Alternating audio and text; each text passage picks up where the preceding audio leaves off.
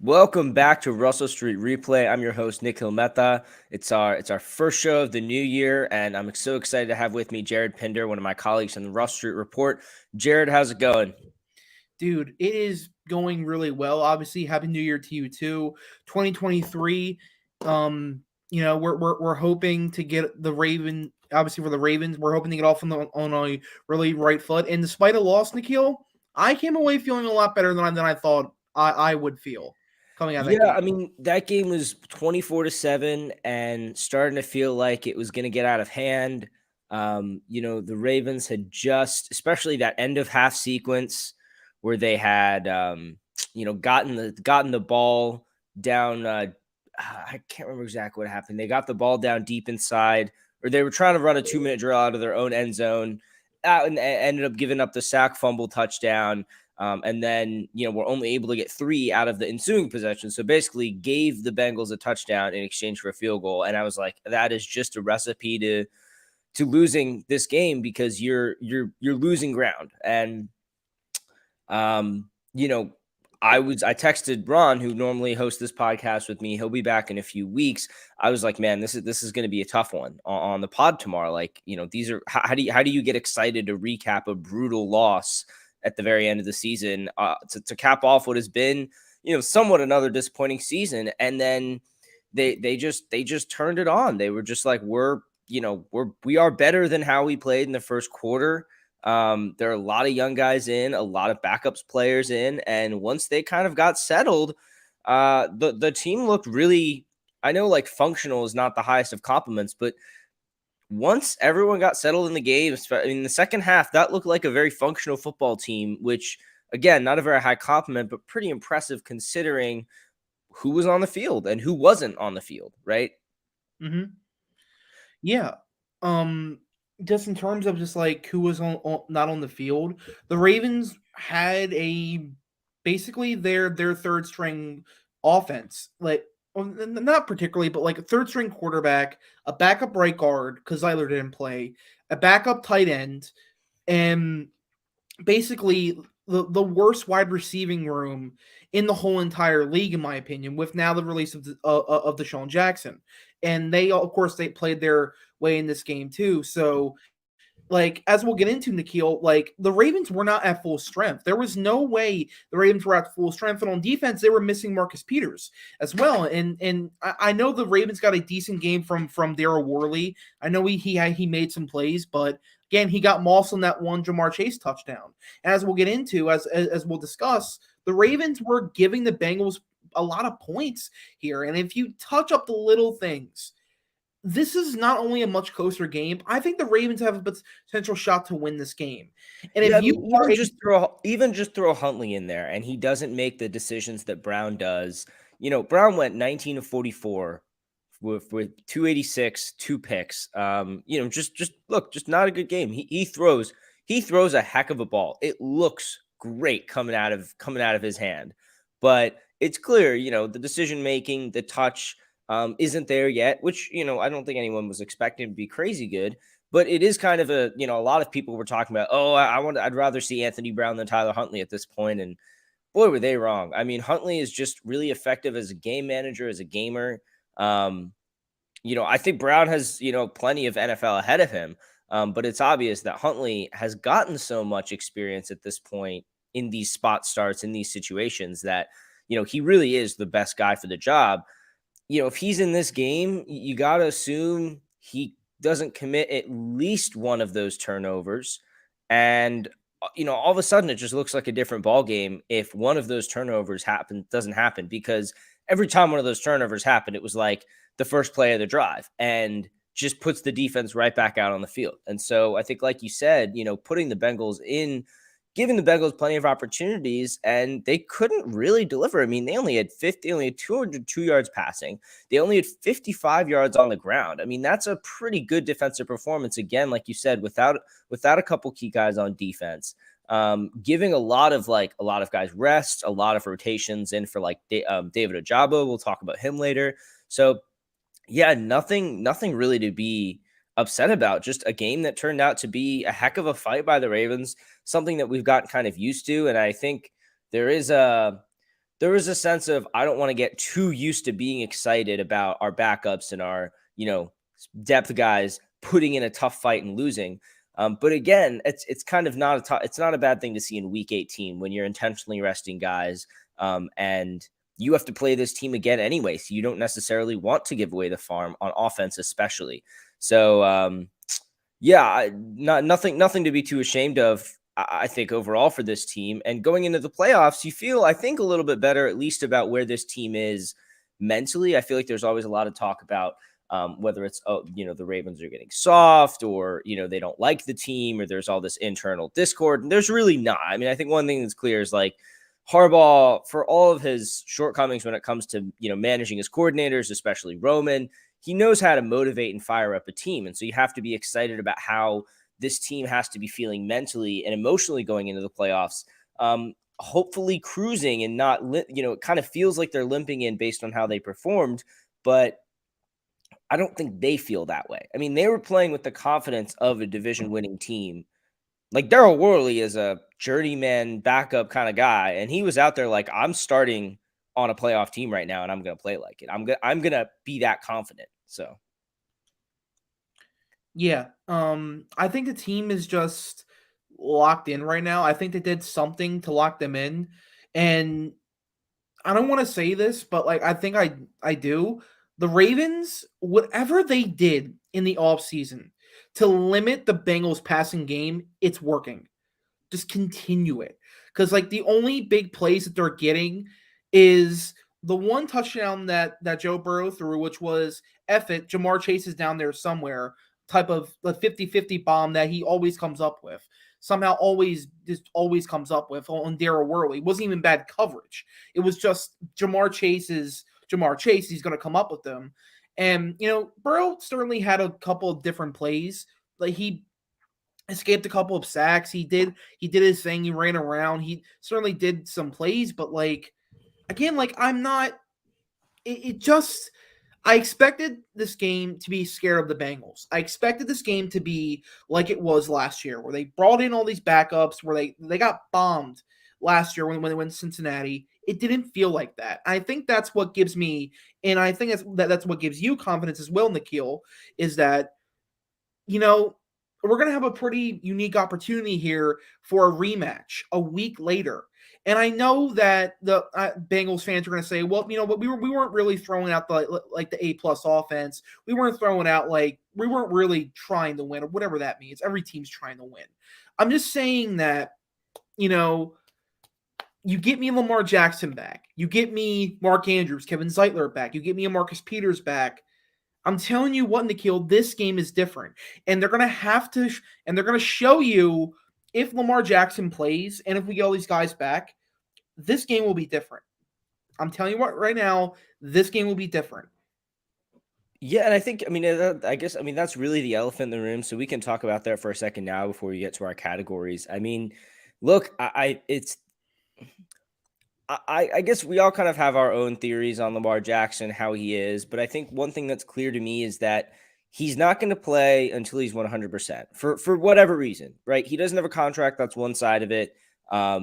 He just doesn't like playing when he's not healthy. I mean, he's just like, he never has in his career. He hasn't been that hurt that much in his career, so he's not that used to whatever. I don't really like coming down on one side or the other where it's, Lamar is good or evil based on what he's doing. Do I, as a fan, wish that he would just muster it up and be like, I'm in, let's do it? Sure. But, not to put too fine a point on it, I actually think this is our first podcast since what happened last Monday night. That happened last Monday night. And Lamar Jackson has no job past March as of right now. That's not nothing. And I think there's plenty of blame on the Ravens for not actually getting a deal done and giving him that security and that belief that, okay, if I'm at 90%, I still feel comfortable going out there, in a way that he just doesn't seem to be now. And so, like I said, I think the Ravens have a shot I think, next week with Huntley and all of their starting lineup back.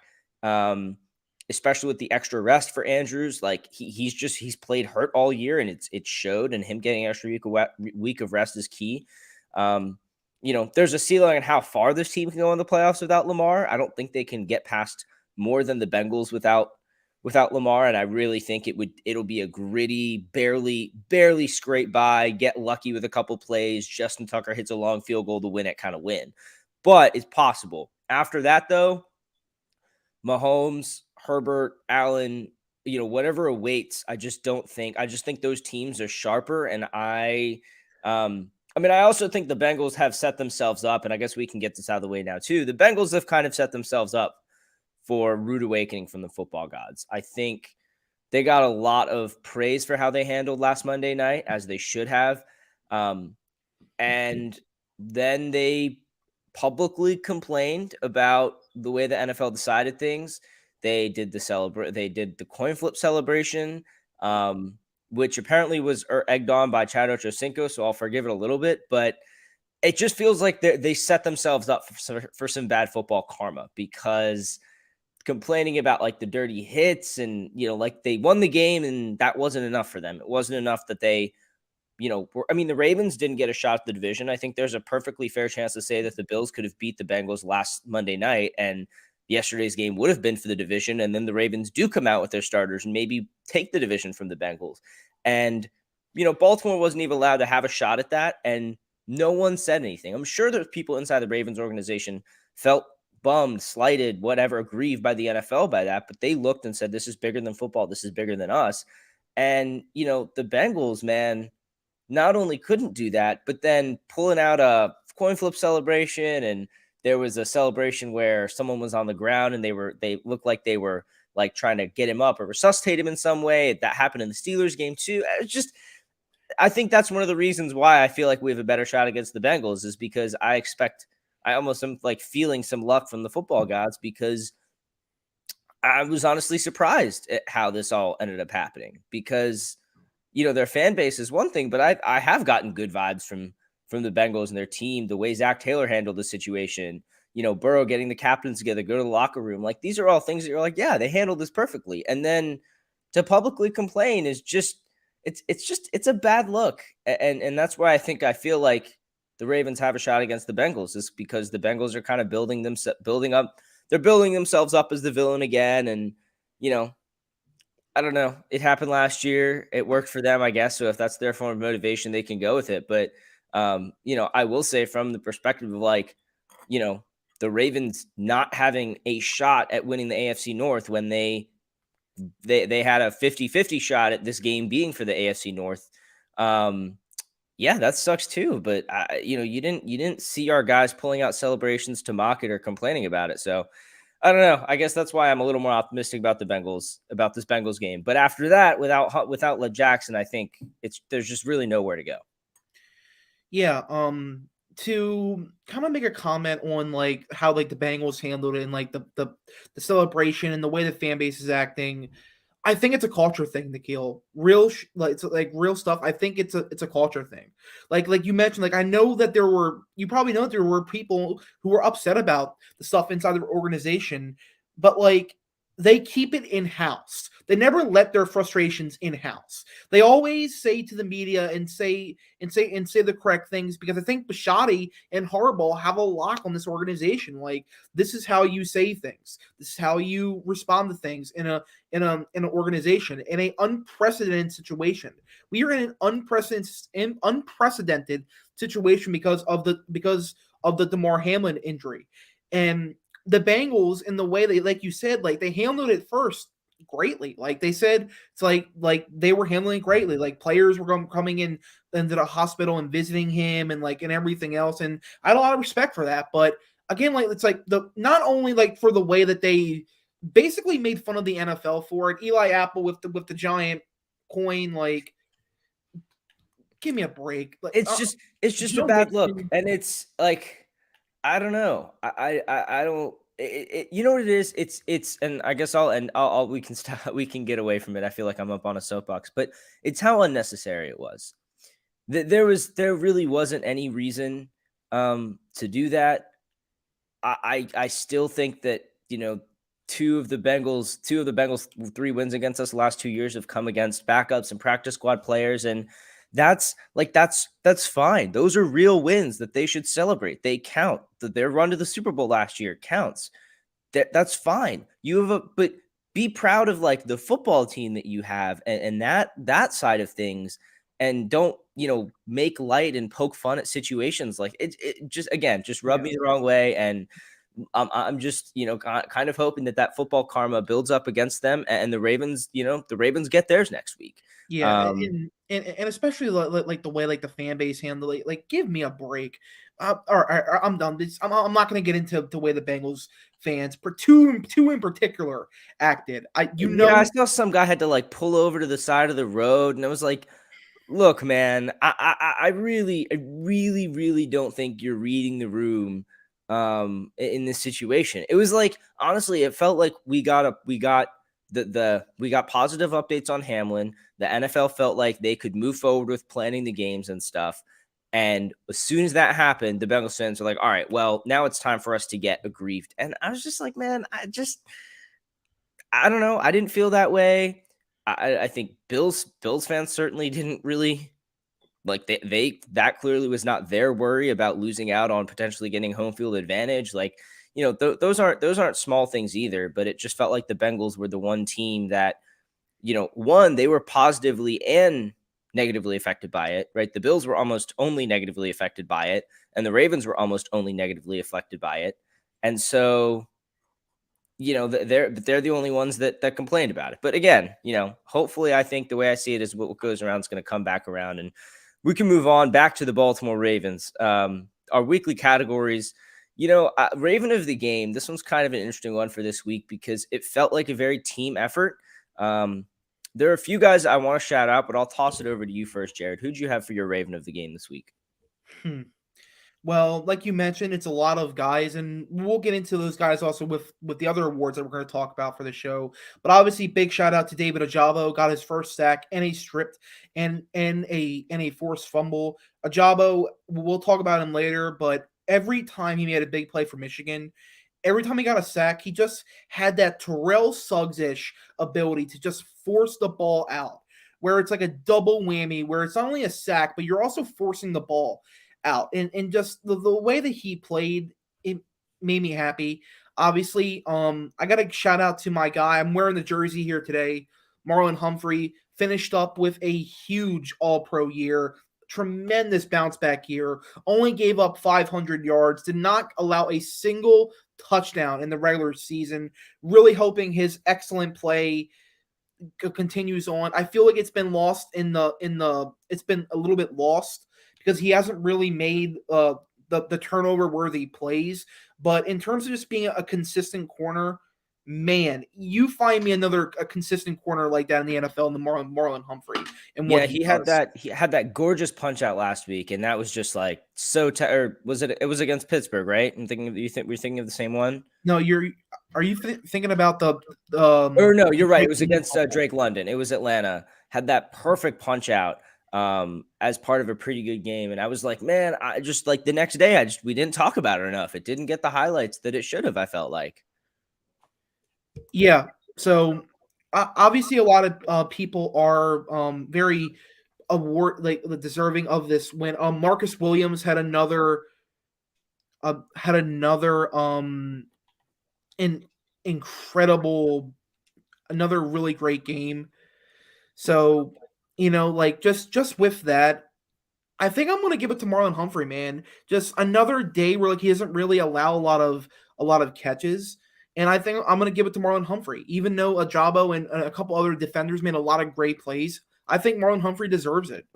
Yeah, I'm happy with that. I think Humphrey, like you said, his play's been so good and it's flown under the radar, partially because there are so many good cornerbacks. You've got these exciting rookie cornerbacks that look really good. And, he isn't, making, an interception every week or, even making huge pass breakups. I mean, part of the thing is he's just not getting targeted that much because of how good his coverage has been. And so, definitely a fan of naming him the Raven of the week this week. Mile High Miracle Player of the week. Again, without Lamar, it just really reduces the amount of highlight plays there are certainly on offense. And this defense, of course, for sure, They love making highlight plays, but they don't. It's funny, they make the simple plays, and it's something that I think this defense has struggled with in the past. Um, Making the simple plays, making tackles, and that they've done a really good job of kind of sharpening that up this year. Like we mentioned with Marlon, they haven't been getting as many splash plays, but you also talked about David Ojabo, and I think that's probably the play of the game. He's been the most hotly debated draft pick I think the Ravens had this year because him versus George Pickens, the wide receiver troubles. But like you said, the way that he played through every second of that snap, fought to the end, and surgical with his hands to knock the ball out, really, I think was the highlight of the day. I don't think anyone was happier all game than when he made that play. The other really nice play, and I want to mention this specifically because of who it was made against, was Isaiah Likely's kind of jump ball catch against Eli Apple, where Apple clearly had the angle and Likely just went up and sunned him. Basically, he mossed him. He took the ball from him, and we see that happen with Eli Apple a lot. He's probably the biggest one of the biggest trash talk to, or I guess, yeah, one of the biggest, or I guess lowest talent to trash talk ratios in the league. It just seems like he is always at the forefront of, like, Mike Hilton should be talking way more trash than Eli Apple talks. And Mike Hilton never talks trash on that Bengals defense. And Apple is leading the league in trash talk and also in getting burnt. It just, I don't know. I don't know. You don't usually see a guy talk that much trash and be like very clearly the like third or fourth best at his position on his team. It's just very odd to me. But I think those are probably my two highlights. Any other highlights stand out to you from this game? Highlights. I mean, that's kind of the thing, right? With this team, Yeah. the way they're set up right now, it's pretty ugly football. They're making a lot of tackles, but they're not getting as many turnovers. I think ball carriers are very cautious against this Ravens defense, and they protect the ball really well. So without picks, the one other one, Daryl Worley, folding T. Higgins in half. I mean, what a football hit! That was. Yeah. I don't Shout know out. why Cincy fans are upset about that. Yes. That Thank was you. beautiful. Folded him in half, shoulder first to the midsection, not the not the neck or head area, not the lower body. It was, I mean, that is a picture perfect form tackle to me. And I don't know why. I don't know why anyone would be sad about that. But that was another highlight for me. That was very like Daryl Worley is getting his time. He's getting his moment here against some of the best receivers in the league, and he is not going to let it go by him. Yeah, obviously, complete clean football hit. Bengals fans just took me to another level yesterday. We're not going to get into it. They took me to another level. I just, I don't know many. I know one Bengals fan is a good friend of mine. He's a happy guy. Every other Bengals fan, like, just be happy, man. Like, you got a good young team. You got a lot to be excited about. Just enjoy it. Like, it's fun, man. But don't let it drag you down. Don't, you got to enjoy it. I feel like if you're not enjoying it, then what are you doing? Yeah. I actually, as we were talking, I thought of another Raven player for the game. Shout out to Roquan Smith, man, playing with his hair on fire yesterday. My dude, it was all over the field today. Obviously, had a quote unquote dirty moment when he shoved Jamar Chase to the ground that Bengals Twitter got mad about. We're not even gonna get into that being dirty, but I think he had double digits tackles yesterday. He was just a man on a mission yesterday. I think he might. I actually think I'm gonna change my pick from Marlon Humphrey to Roquan Smith. Dude is an absolute, just looked possessed yesterday. Yeah, playing like a guy who isn't just in his contract year, but knows that he is in the middle of a live audition for his next contract. He knows there is probably not a other team in the NFL that loves him as much as the Ravens do. I was going to talk about this a little bit later, but because I was going to talk about him as the best welcome to the flock. But we could talk about Roquan now too, because the love the Ravens have had for him since he came out of college has not been a secret. And he knows they want to re-sign him. They view him as a franchise cornerstone player, which he is. But it is also like that. I'm going to show you what you're paying for. I'm going to show you exactly why I'm going to walk in and ask for what I think he's going to ask for is 105 million over 5 years. He's going to walk in and ask for that, and he is showing them why, he is going to ask for that. And so it's kind of, again, with these situations as fans, it's not fun to see them play out when you're thinking about the future implications. But from a playmaking perspective, to see him just be like, I am earning the biggest linebacker contract you've ever seen. And I'm playing like it. So I agree. I think he's been such a blast. The back to practice award for something for the players to step up. I mentioned this earlier. Everyone's saying, I hope we see Brown to see what he's got. I kind of felt that way but I think more in a don't kill Tyler Huntley's arm the week before the playoffs in case we don't have Lamar kind of way. Again, like I was saying earlier, Huntley throws Brown throws a heck of a ball. Looks real pretty coming out, but the placement, the decision making, I think it's clear that kind of second level touch pass for him isn't really there. He's kind of got one speed coming out. To me, that was the main thing that I would improve on this game. It's Huntley game managing his way down the field and not committing turnovers and letting us win the field position battle is something Huntley is actually pretty good at. And we do that instead of Brown against the Bengals, and you're feeling pretty good. And so I think that's the biggest thing for this team to improve on heading into next week, which is not a bad place to be in. Yeah, man. Just like in terms of just Anthony Brown, like I understand why Ravens fans wanted to see him. It's almost like the Family Guy meme of like the box and the boat. It's like you take the boat because you know what the boat is, but the box could be anything. Like Even a Anthony boat. Brown. It's like Anthony Brown is that box. Like Right. he is that box because like you just haven't seen him. He's this UDFA with a pretty good arm, like you mentioned. He throws a beautiful spiral. Mm-hmm. Like in shorts, he looks beautiful. It's probably why the Ravens were so interested in him as a UDFA in the first place, and why he probably was so heavily scouted out of high school because he throws a beautiful spiral. Yeah, he looks like watching him throw a football is so much more aesthetically pleasing than watching Tyler Huntley throw a football. It is. Huntley is such a ugly throw gets the job done, whereas Brown is beautiful throw, nowhere to put it. Yeah, man, it's the craziest thing, and in terms of, I don't think I ever mentioned this of the ability of like going into next week with Tyler Huntley instead of Lamar Jackson. I do feel a little bit worse about it because I just don't like what I've been seeing from Huntley. He just wasn't playing like to the level that I feel like he could have done. He was missing some throws. He was not sitting in pockets. His pocket presence was shaky, obviously, but we know what's on the other side now. So I think that knowing what's on the other side is giving me a little bit more confidence for what we do know that we have if Lamar can't go. Yeah, and again, it's it felt like it was going to be, oh God, we're going to limp into Cincinnati. They're going to wipe the floor with us last week. And it's just, it feels like they're going to be on the back foot going into this game because they know just as well as we know that we didn't give them our best.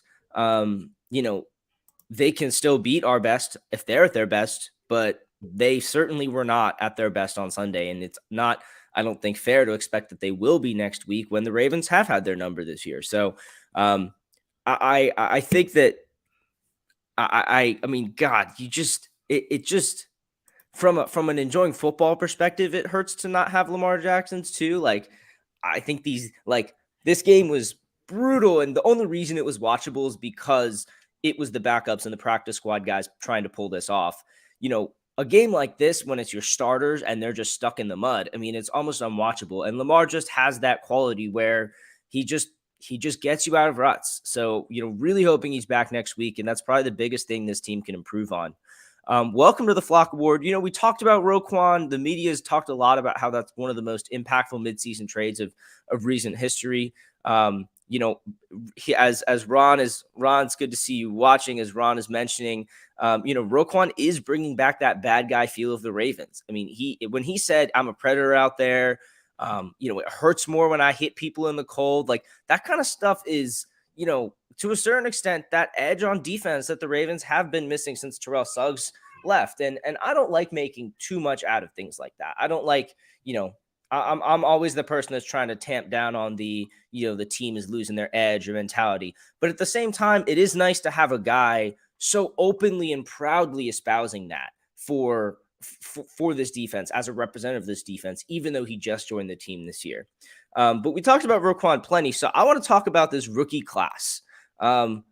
Let's just go back and forth for a minute here. You pick a rookie, then I'll pick a rookie until we run out of guys to talk about of the rookie class, how they've developed over this year, and how they showed up against the Bengals. I'll let you go first since there are probably plenty of options to choose from. Hell yeah, man. My first guy I want to talk about is our first round center, Tyler Linderbaum.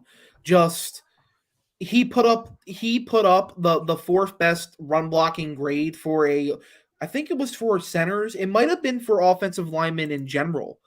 But still, like the fourth best in terms of just being a pure run blocker as a center. The Ravens have had center issues for Nikhil, how many years since Ryan Jensen left in free agency back in 2015, 16? Mm-hmm. Dude, we got solidified center play for the next 5 years. Like, no matter what happens, I don't see they don't let guys like Lindy walk either. They don't scout and love a guy like Lindy to have him not be a franchise guy.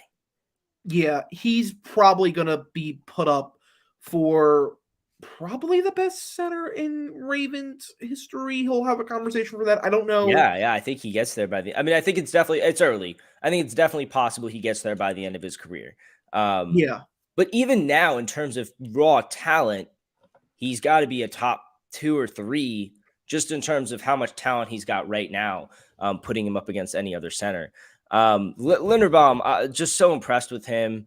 Coming in, had such a high floor, but it's, the thing I love is he's always at the end of every play. He's got that mean streak on offense too, where he's talking trash and, he's throwing the extra block right at the end of the play. He's doing all that stuff. Something that the line arguably has been missing since Marshall Yanda left, because we've had some pretty good players rotate through. We've cobbled things together. Ronnie Stanley's he's ferocious. He's amazing, but he's a bit more of a gentle giant in his demeanor and just the way he carries himself. He tries to keep things calm and is a leader, emotional leader on the field. Whereas Linderbaum's like, I'm young, I'm scrappy. I'm like, I just put you on your butt. I'm going to let you know. And so I really enjoyed watching, him kind of grow into that confidence this season. I'll talk about our other first round pick, Kyle Hamilton. And again, I think there are plenty of things you can harp on the Ravens for in what they did in the last few years in this draft. But I think one thing they nailed that people have not given them credit for is the Kyle Hamilton development plan, TM. Drafting with the 14th pick after signing Marcus Williams, a lot of people were like, what's going on here? Chuck Clark requested to be traded. And then Clark played pretty much every snap this year. Marcus Williams played pretty much every snap this year when he was healthy. And that left Kyle Hamilton to develop into a defensive weapon, a guy that they can use. You saw him rushing over guards. You saw him rushing off the edge. You saw him playing slot corner. You saw him playing in the box. I do think that this team probably next season will want him to be in more of a full-time role, but I still think that's going to be moving him around a lot. And I think that using him as, an antidote to the Deebo Samuel, I just keep thinking of 49ers, Christian McCaffrey, Alvin Kamara, the guys who can line up at 3 or 4 different positions on offense and burn you. Hamilton's kind of, the counter to that. He can follow those guys to different positions. He can attack your running game. He can attack screens. He can attack the quarterback from different spots. And I think the Ravens have just done an incredible job of putting him in positions where his athleticism gives him kind of a cushion to make mistakes, and letting him make those mistakes on the field and learn from them and, saying, yeah, you missed that tackle, go make the next one. And, I just think he's so young and he's got so much talent, so much potential. And they They didn't just toss him into Marcus Williams' spot. They just didn't toss him into slot corner at the beginning of the year. They said, you are going to learn how to play 3, 4, 5 different positions in an NFL defense at the age of 21. And there's going to be some growing pains with that. And you know what? We're going to let you experience those. And I think that he's become the better for it. I think it's just been a real benefit to his development. Yeah. So, I came prepared today, Nikhil. I do have some numbers for Kyle Hamilton. Let's hear him. These are according to PFF. In terms of coverage, he only gave up 426 yards on 52 targets. In terms of where he played, he actually played the majority of his snaps in the slot. He played 304 snaps in the slot. He played 105 snaps in the box. He played 92 snaps deep, 11 at corner, and 35 as a defensive lineman. So basically as a blitzer. So basically he became the Ravens, as I like to say it, like a racer. And I said the day he was drafted, I have to find where I said this, but I remember saying to myself, could they use him in a Jamal Adams type role where he's the overhang defender in your defense? He's the guy who's linebacker safety, kind of like I guess you could call it bandit. Like some people call it star, some people call it bandit, some people call it some people that you can call it like basically 12 different things. And it's the same thing. And that's exactly how he was used, as basically a weapon all around the field. Because I knew with this team right now that like they weren't going to release Chuck Clark. Like no matter what happened, they weren't going to release Chuck Clark. He's a hardball guy. Chuck. I mean, Chuck likes it in Baltimore too, but like this team loves Chuck Clark. And Chuck Clark definitely does get on my nerves sometimes for his lack of coverage ability. There are snaps when I question if he's ever played safety in the NFL before. But, like this, the love affair with Chuck Clark was never going to get in the was never Chuck Clark was going to be on this team whether we liked it or not. We'll see what happens in his future. What's coming up in 2023. He is a cap casualty. He might be a cap casualty, but like you said, I would like to see potentially Kyle Hamilton as a full-on strong safety playing in the box instead of playing in the slot. But I don't know how much that role does take away from his value. Yeah, again, I think that versatility is key. I'm still not sure Clark is gone next year. I think it's a value thing for the Ravens. I think they'd want to trade him before they release him, and I don't think that most teams will value him the way we do.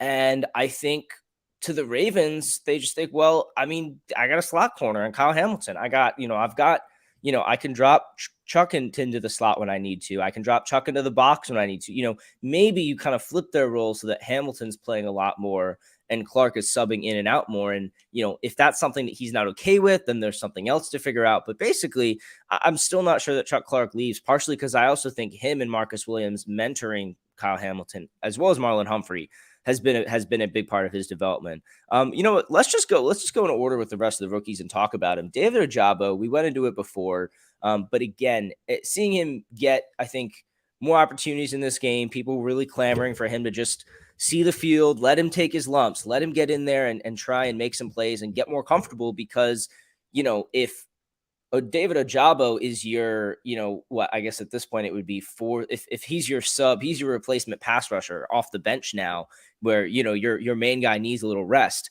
That's a good place to be in, but he's got to get his pro legs under him first. And so I think that him getting as many snaps and playing as well as he did on Sunday was a really good sign. You got anything more on Ojabo, or you want to talk about Travis Jones a little bit? I will say about Ojabo in terms of the Ojabo versus Pickens debacle. Dude, the Ravens were never drafting George Pickens. I know. Yeah. Steve Bisciotti was telling them in that war room, like, you can't draft this dude. Not like, could you imagine if they would have drafted George Pickens and he would have been in this offense? he would have killed. He would have legitimately thrown Greg Roman out of the building. Like, well, see, that sounds like an argument to draft him. yeah, it might be, but it sucks so much because I loved him so much out of Georgia going to the Steelers, but like there is a reason why he's not on the Ravens right now. Is that like and in terms of just like I know it's frustrating for Ravens fans to see the wide receiving room struggle the way it has, to see George Pickens ball out, to see David Ojabo basically red shirt this year. Like it is a red shirt year. There is no way other to describe it. And we'll talk about another red shirt year with an offensive player later on one of my favorite players from this draft class when we get to him. But no, man, I know it's frustrating, but going forward, you gotta love the potential of David Ojabo. You just got to, with the way that he's playing and the way that in the way that he just fit the Ravens like a glove. You just gotta love the pick, man. And I know it's frustrating to see George Pickens do well in Pittsburgh, but he's not even. The thing to me is he's not even doing that well. He's making like one big catch a game, and that's great. The Ravens could certainly use one random big catch a game. There's no doubt about that. But at the same time, Pickens doesn't move the needle for this team. I think if we had taken Pickens in a weird way, the front office might feel more set at receiver still than they should be. And then they might be like, oh, we have Pickens, Bateman's coming back, and then underinvest in the receiver for another offseason. And that would be bad. I would rather just say, look, we're stacked at edge. We feel good about we need more edge. We need another depth guy at edge. That's for sure. But we feel pretty good about where that is now going into next year. Ojabo getting a full offseason and really looking to stock up on receivers this offseason, which, you never know if they're actually going to follow through on that. Going on to Travis Jones in this rookie class, I felt like he played quite a few snaps. I'm checking now. He played quite a few snaps this game. 21. Again, his snap count steadily increasing with injuries to Calais Campbell later in the season. Michael Pierce early on, that was giving Jones more snaps. He's definitely not, popping as much as people wanted. I think that there was a little bit of an overestimation in how quickly he'd be able to just collapse pockets as a big pass rusher. But he's been really good against the run, and as a third round pick, again, the Ravens know how to find stout defensive linemen in the third round. And again, this is something I've talked about a lot this year. Them drafting Hamilton, them trading for Roquan. They are aware that the meta of the NFL, the defensive meta, the strategy is to devote more resources to more numerical resources to coverage. You need more you need more bodies, you need more players in coverage. You need more numbers. And so as a result, the quality of your players defending the run underneath, Roquan, Hamilton, making sure that your interior D-line is stocked and can be rotated and stay well rested. They're staying ahead of things in that. They're kind of staying ahead of things in that way. And they continue to, which I think is always a good sight.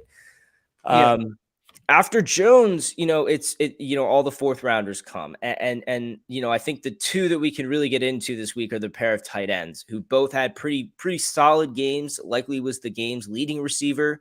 I think he had 8 catches for 100-something yards, and Kolar also just looked really comfortable. Like, again, with Ojabo, this is the red shirt I assume you were talking about earlier. He spends most of the season trying to get accustomed, trying to get settled in the NFL. And immediately you can tell that he's been working really hard to study the game, study opposing defenses, and know his role in the offense, which is be a big target for your young quarterbacks, find soft spots in the defense, and catch the ball.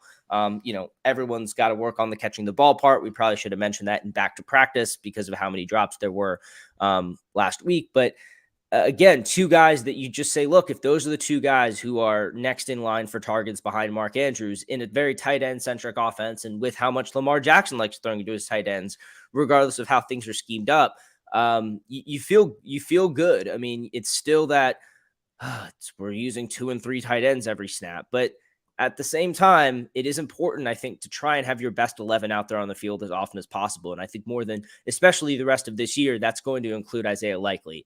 And I think in the future, get your mismatches. And if you have, Isaiah Likely, Kolar, Andrews on the field instead of Andrews, Tomlinson, and Josh Oliver, you've got 3 guys you can pass to consistently instead of just one. Mhm. And I think that enables the Ravens to pass out of heavy sets a little bit more, something haven't been able to do, I think, as much as they like to, as much as they usually do, to a lot of success. And I think, again, it was you kind of look at this draft as a very like a developmental punt year kind of draft where they were just like, we're planning for the future. We're taking the best pick everywhere we can. And, we'll figure out the rest later. And it kind of feels that way taking 2 tight ends when you already have Mark Andrews and a developing Josh Oliver, and you just re-signed Patrick Ricard. It kind of felt like overkill. But again, the quality of the players was not off. The decision to draft them, I think we can talk about at a later time, but the quality of the players that they chose, I don't think was off. And I think at a minimum, we can be satisfied with that. Yeah. But you, in terms of whether or not these players were in need, I actually might want to disagree with that. I think a receiving number 2 tight end was a huge need for this team. I think the Ravens were killed for 2 straight years not having a legitimate like receiving option on tight end outside of Mark Andrews. When they were at their height in 2019, what did they have? They had a good Hayden Hurst. They had an incredible Mark Andrews. Teams couldn't stop it. Hayden Hurst made a couple of decent plays for the Ravens, and I've been begging the Ravens to get a good, solid caliber tight end 2, and they never did it for 2 straight years. And now with this draft, we have 2 of them. Isaiah Likely, like you've already mentioned, had another great game, mossing Eli Apple down the sideline. The funniest moment I had seen from that game. I just watching that sat there and laughed. Like I just laughed. It was the funniest moment of that game, seeing Likely moss Eli Apple. And then Charlie Kolar, man, he was my dude. Like he was one of my sleepers in this draft. I thought he was insanely underrated at Iowa State.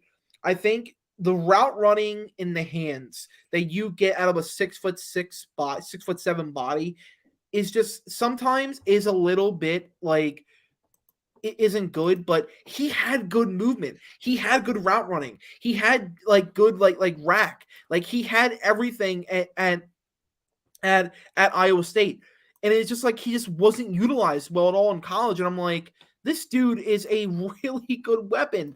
And I'm like, and I remember like when it happened, I got so happy when the pick got announced, and I got so sad. I got so upset when he did get that sports hernia, and because I knew with how John Harbaugh plays rookies, with how John Harbaugh like preaches development before playing, with the way that John Harbaugh and the Ravens preach, just preach the way of like developing. I knew he wasn't going to do a lot his rookie year. I knew it from the moment that injury had happened, that he wasn't going to do a lot. But I'm telling you what, right now, do not give up on Charlie Kolar. If you are giving up on Charlie Kolar, don't. No, not at all. I think it was just more of a like, yes, we needed one like number 2 receiving tight end. I'm not sure. Like, it's just, again, the feeling that we didn't necessarily need to draft 2 receiving tight ends and a punter in the 4th round, given where our roster was. But again, I think, evaluating drafts, I think it's really too soon to evaluate the draft because especially for the Ravens, I think you can criticize the philosophy, but you can't then criticize them drafting along their philosophy. They did draft along their philosophy, but let's see if that philosophy actually works out for them. Moving on to, our last few categories here. Breakout of the week, I'm pretty comfortable handing that to Isaiah Likely with a big performance. One thing that, you mentioned with getting that number 2 receiving tight end is it gives the Ravens more leeway, I think, in the future, if Mark Andrews is banged up, to let him sit for a game or two, which is something that he just doesn't do, whether they don't. I don't think it's so much they don't let him. He doesn't ask to. Or there's just a feeling that they don't really have the option because they don't have the depth on offense elsewhere with any other playmakers to have Andrews on the bench. But then you think next year you're playing the God, I can't remember the schedule, but you're playing the I don't know, the Colts next year, and Andrews is banged up the week before. You're like, all right, you know what? Get Likely in there. He can lead the tight end room for a week. He absolutely can do that. So, I think that's a big boon to having him, and he really proved that, I think, today in a game where, he was probably the Ravens' best weapon, and the Bengals couldn't do anything to stop him. Head scratcher of the week. John Harbaugh and his challenges. I don't know. He's just doesn't seem like I'm ever confident in him winning a challenge. I mean, it's kind of hard when your player swears like on TV and in front of everything that he caught the ball when he actually it's not conclusive that he caught the ball, and Harbaugh felt like he had to challenge that. I think the other thing is, the game management at the end of the first half. Getting pinned deep, you can't have Brown dropping back to pass multiple times out of the end zone. They got cute with it. The first time it worked, or I guess the first game against the Steelers, it worked. But again, this is a kind of a different Bengals team, I feel like, and it was just a different situation. It was a situation where you're like, let's run the ball. Let's get out of here. I know we want to work the ball downfield eventually, but that management was just really, really tough there. And then when you get the ball back, starting to run the ball in the next drive, and you're like, wait a minute, what are you doing? Aren't you trying to score here? That swing was pretty rough, I felt like.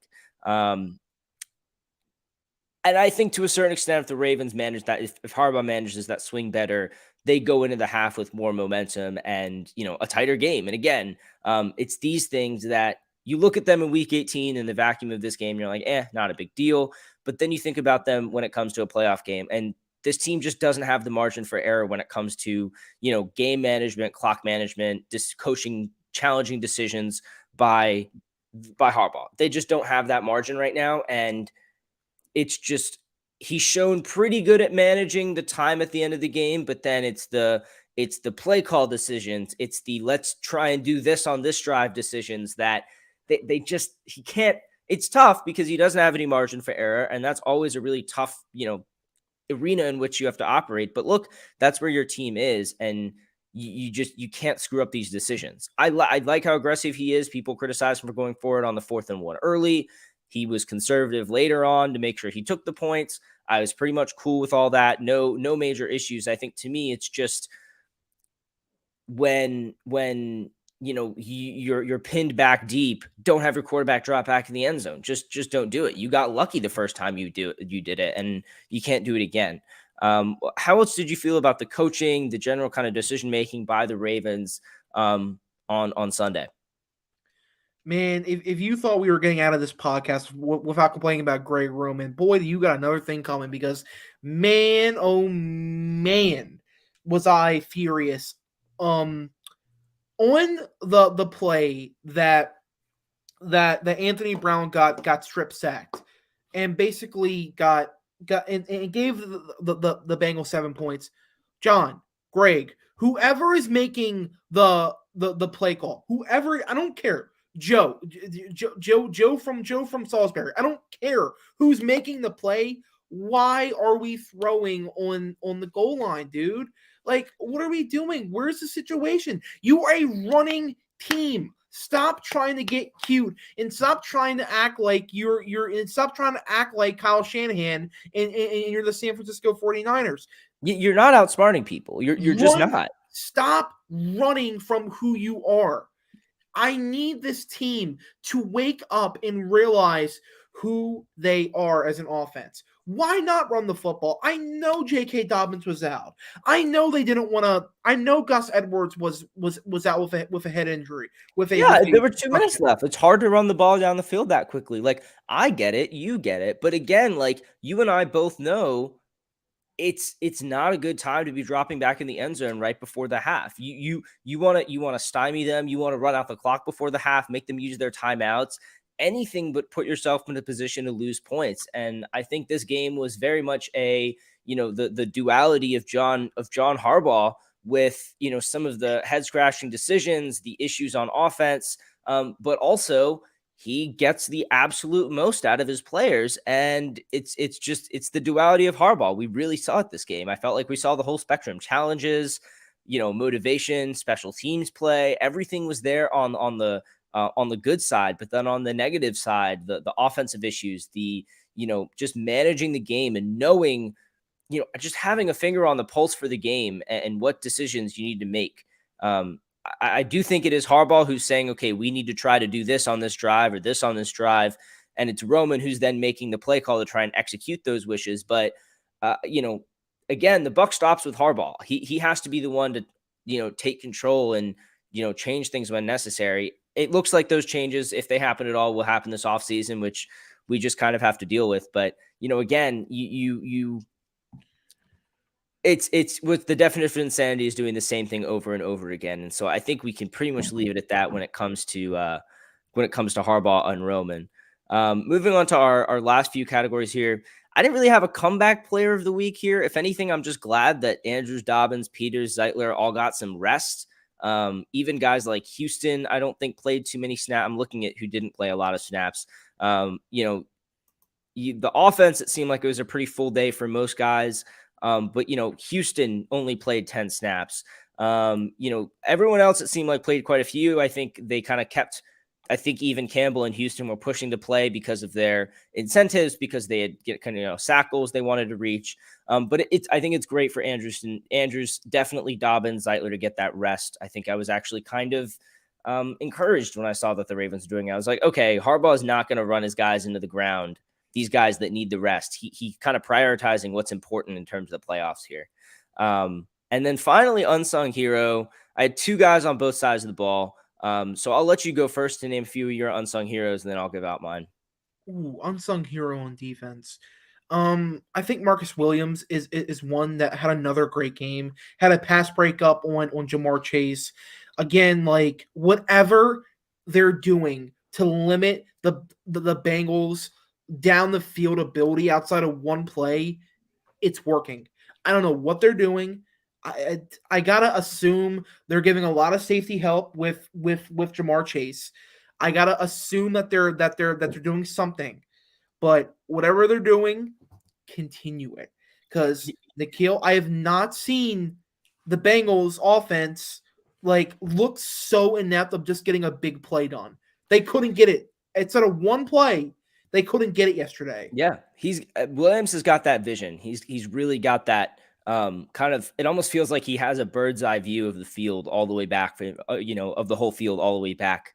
Playing deep safety and his speed rallying to the ball, I also think has just been incredible.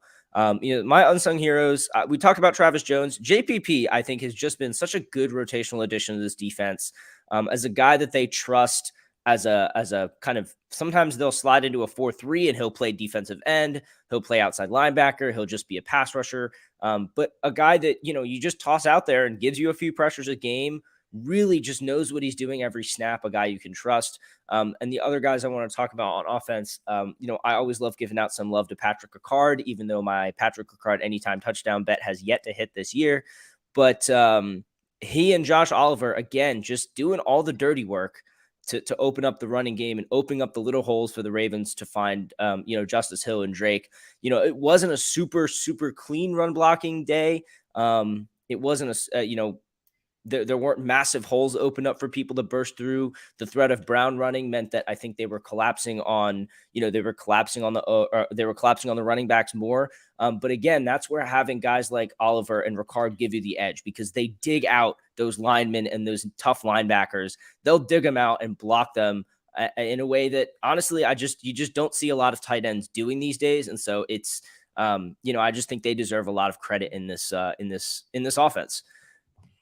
Moving on to next week to wrap up here a bit.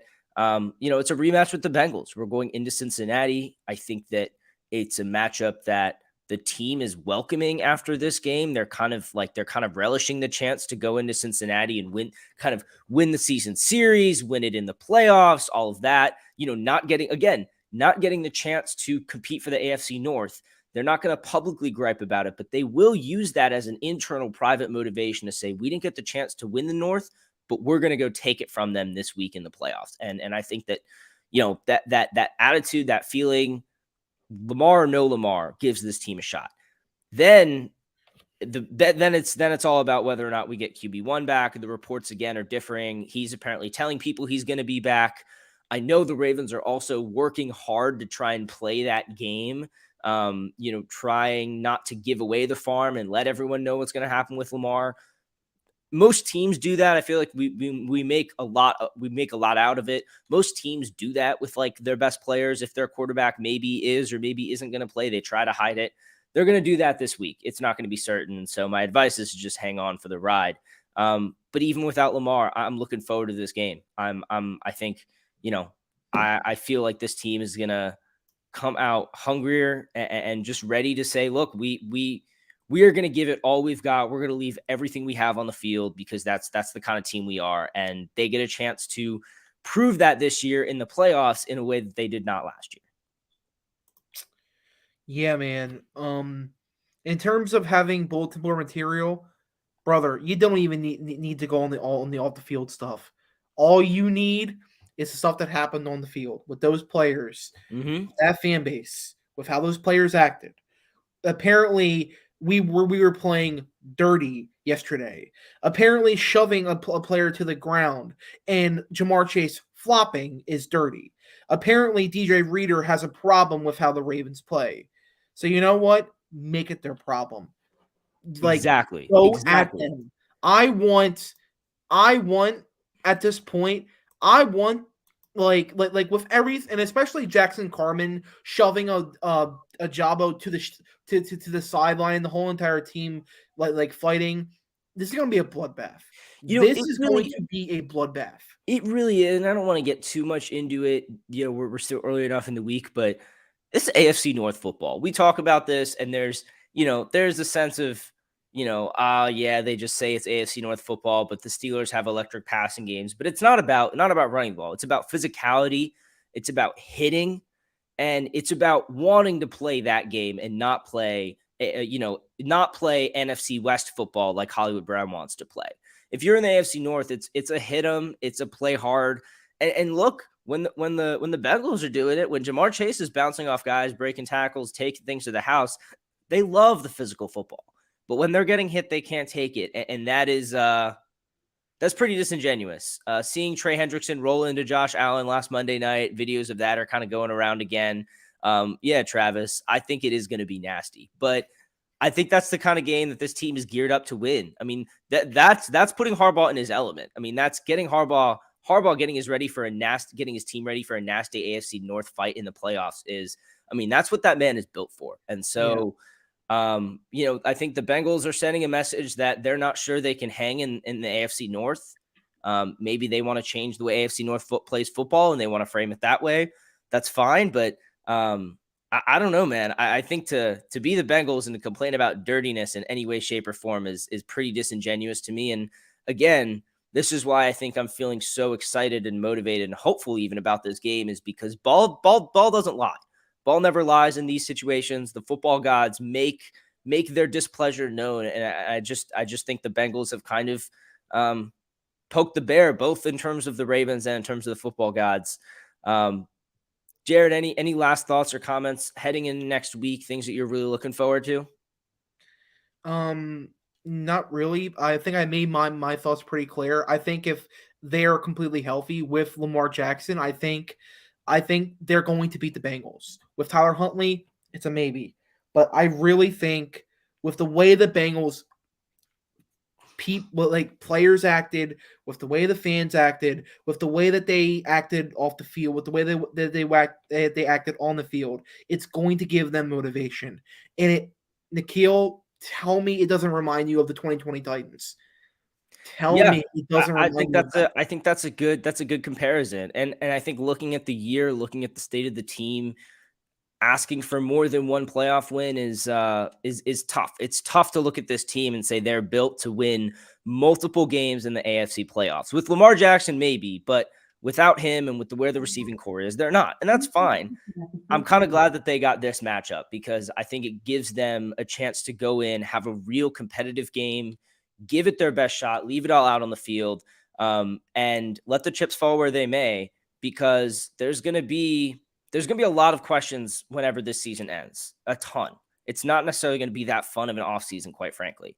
But there is a feeling of this team knows what its potential is. And I think they're very determined to show the rest of the league that, they've taken a lot of lumps. And as a result, they're better than their stats suggest. Again, this could all just be optimism derived from wanting to see this team succeed. As Travis again is mentioning, wideouts is going to be an issue. Demarcus Robinson had a lot of drops last game. But I think the feeling of things stacked against this team, the feeling of, just having played the Bengals so tightly with so many deficiencies on both sides of the ball, you got to feel good. And I guess not like you don't feel like you're stumbling or limping into the playoffs like we would have been last year.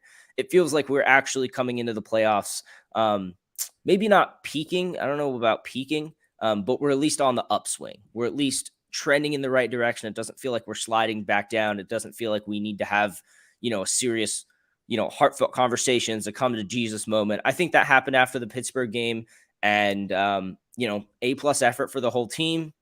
They're going to do that next week. And quite frankly, with the way this team is designed, there's nothing they can't accomplish if they go out there. Again, the elephant in the room is Lamar Jackson. We're not going to know about that this week. So I think I'm just going to try and ride the week out. And no matter who's under center on Sunday, I'm going to go in excited to watch this team give it their all. If it is for the last time, then that's fine. Jared, thanks so much for joining me, man. We'll definitely have you on. Hopefully there's another game. Hopefully we're recapping. We're definitely going to recap this game next week, and hopefully we're preparing for another one. If not, we will move on to end of year stuff. And then it's draft season. It's off season time, and that's going to sneak up on us before we even know it. So thanks so much for joining us today. And we certainly hope to have you back in the future. Have a good